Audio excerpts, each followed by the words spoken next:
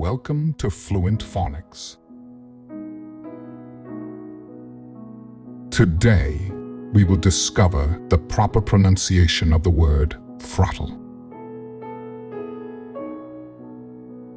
Throttle.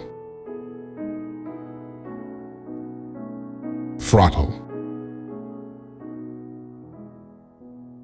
Throttle.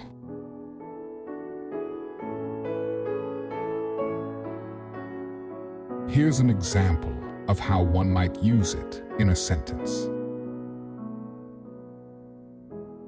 He pushed the throttle of the car, causing the engine to roar and the vehicle to speed down the highway.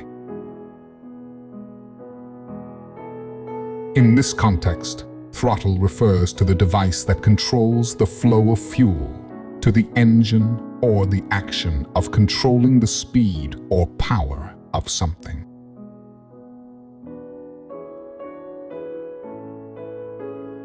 Thank you for your time. If you enjoyed this, please like and subscribe for further content.